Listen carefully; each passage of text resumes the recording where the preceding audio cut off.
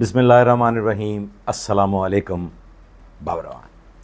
کچھ برطانیہ کے بارے میں بات کرنی ہے اور اس سے پہلے پاکستان کے بارے میں بات کرنی ہے۔ اتفاق ہوا مجھے خیبر پختونخوا جانے کا، اور وہاں پہ ایک جرگہ تھا۔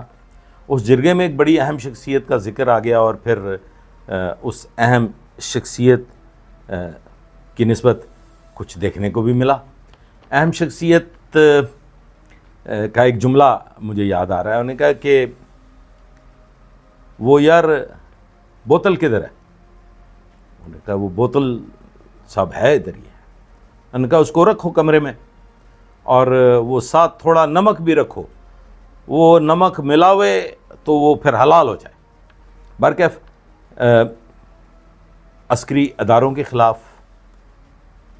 شہداء کے اگینسٹ، اور جو اس مادر وطن کی خاطر، اس قوم کی خاطر، اس ملک کی بقا کی خاطر اپنی جانیں قربان کر رہے ہیں، نوجوان بچے قربان ہو رہے ہیں۔ جس وقت ان شہداء کے جسد خاکی بوڑھے والدین تک پہنچتے ہیں یا نوجوان بچوں تک پہنچتے ہیں تو وہ منظر دیکھنے لائق ہوتا ہے۔ اور دوسری جانب اب ذکر آ ہی گیا ہے تو میں ذکر کر دوں مولانا فضل الرحمان صاحب۔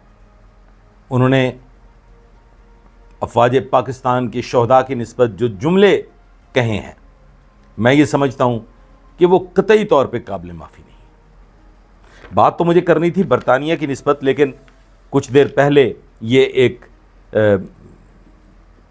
کلپ دیکھنے کو ملا، آپ بھی دیکھ لیجئے۔ تو اگر جرت ہے پھر ذرا مولانا کے خلاف پرچہ دو، تو کیوں نہیں دیتے؟ اگر مولانا صاحب ریاست کے خلاف ہے، اگر مولانا صاحب کسی ادارے کے خلاف ہے، جرت ہے تو پرچہ دو نا، کیوں نہیں دیتے؟ یقیناً آپ لوگوں نے یہ کلپ دیکھا۔ دھمکیاں، مطلب کیا ہو گیا ہے؟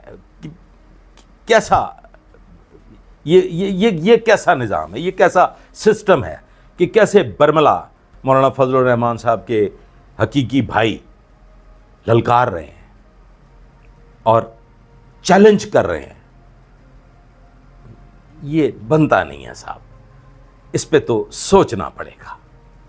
سمجھ سے بالا تر ہے کہ ایک جانب کشمیر میں کیسے کیسے القابات، کیسے کیسے مغلظات بولے جا رہے ہیں، اور چند نام نہاد جو خود کو کشمیری کہتے تو ہیں لیکن در حقیقت وہ گھس بیٹھیے پہاڑی ہیں، اور وہ پاکستان کے خلاف بولتے ہیں۔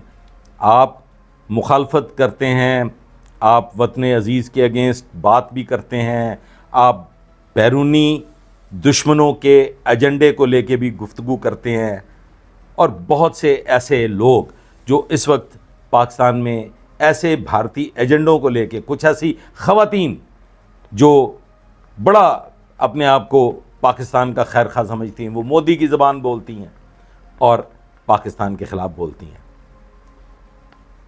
یقین کیجئے، میں چاہتا ہوں کہ کوئی ایک فیصلہ کر لیا جائے کہ پاکستان کے خلاف اٹھنے والی ہر صدا خاموش کر دی جائے، ہر ہاتھ جو پاکستان کے خلاف اٹھے اسے جدا کر دیا جائے، اور وہ زبان جو پاکستان کے خلاف کسی دشمن کے ایجنڈے کو لے کے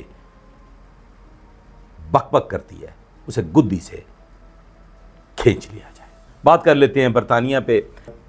اکانومی تباہ ہو چکی ہے۔ جب سے برطانیہ یورپی یونین سے الگ ہوا ہے تو برطانیہ میں جابس کے بھی بڑے برے حالات ہیں، اور مہنگائی اس حد تک بڑھ چکی ہے کہ بعض چیزوں کا میں نے جائزہ لیا تو وہ آلموسٹ 400 گنا ان کی قیمت میں اضافہ ہو گیا۔ 100 پاؤنڈ کی خریداری جن اشیاء کی جاتی تھی وہ تقریباً 400 پاؤنڈ تک پہنچ چکی ہیں، اور اس کی بنیادی وجہ یہ ہے کہ وہاں پہ انسٹیبلٹی ہے، سیاسی حلقے انسٹیبل ہیں۔ مختصراً 10 سال میں برطانیہ میں 7 وزرائے اعظم تبدیل ہو چکے ہیں۔ اب کچھ صورتحال پاکستان کے مخالف جو میرے نوٹس میں آئی، ایک عجیب و غریب قسم کا ہنگامہ بپا ہے. اور ہنگامہ کیوں بپا ہے؟ ہنگامہ بپا ہے وہ کیا کہتے ہیں، کوئی دیکھے نہ دیکھے شبیر تو دیکھے گا. ایک شبیر احمد ہیں برطانیہ میں، اور یہ غالباً روچ ڈیل کا ایریا ہے. وہاں پہ گرومنگ گینگ کے حوالے سے جو میں اب تک جان سکا ہوں، یہ ایک منی ایپسٹین فائلز کھلی تھیں کوئی 22 سال قبل. 2002 میں کچھ منی ایپسٹین فائلز کھلی تھیں جس میں الزام آیا ایک ایسے شخص پہ کہ جس کا نام ہے شبیر احمد. شبیر احمد 13 سال کی عمر میں پاکستان چھوڑ کے برطانیہ چلا گیا، اور پھر بالآخر 2012 میں اس نے پاکستانی پاسپورٹ کے ٹکڑے کر کے اسے ہوا میں پھینک دیا، اور پاکستان کے متعلق کچھ مغلظات بھی اس نے بکی. فائنلی یہ جو روچ ڈیل کا ایریا ہے، یہاں پہ گرومنگ گینگ، میں نے نام لیا منی ایپسٹین فائلز کے حوالے سے، تو یہ وہ شخص ہے جو 13 سال کی عمر میں پاکستان سے جاتا ہے برطانیہ میں. اس کے خلاف معصوم بچوں کے ساتھ جنسی حوالے سے زیادتی کی صورت میں سامنے آئے. وہ الزامات پہ عدالتوں میں کارروائی ہوئی، اور اس شبیر احمد کو ملا جلا کے کل کوئی 20 سال کی 3-4 سزائیں ہوئیں. تو سزا چونکہ ایک ساتھ شروع ہوتی ہے تو یہ 22 سال جیل میں گزارنے کے بعد اب رہا ہو چکا ہے. برطانوی حکومت اس شبیر احمد کو لے کے پاکستان سے ایک ڈیمانڈ کر رہی ہے. برطانوی حکومت کا کہنا ہے کہ ہم اسے ڈیپورٹ کرنا چاہتے ہیں، پاکستان اسے ریسیو کرے اور اسے قبول کرے، جبکہ پاکستان نے اسٹریٹ وے اس بات کو ریفیوز کر دیا کہ ایک شخص ہمارا شہری نہیں ہے. اور پھر جو 13 سال کی عمر میں پاکستان سے جاتا ہے، اور اب خود ہی اندازہ کر لیجئے کہ پچھلے کوئی 60 سال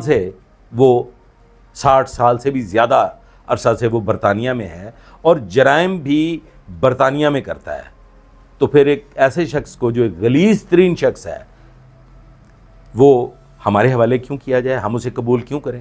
وہ تو ہمارا شہری نہیں ہے.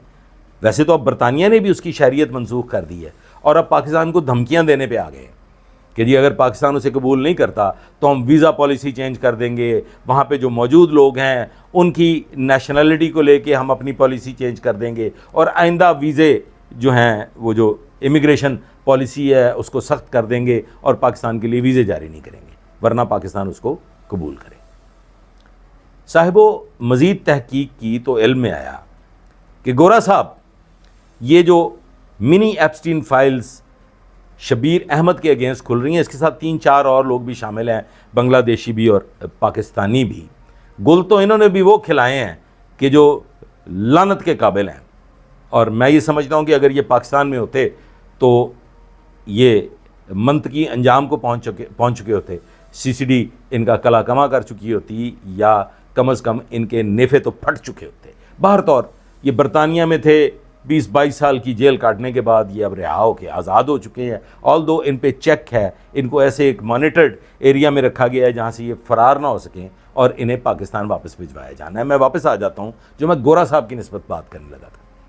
یہ منی ایپسٹین فائلز جو تحقیقاتی رپورٹ میرے سامنے آئی ہے، اس میں 80% گورا صاحب ان کبھی دھندوں میں ملوث ہے.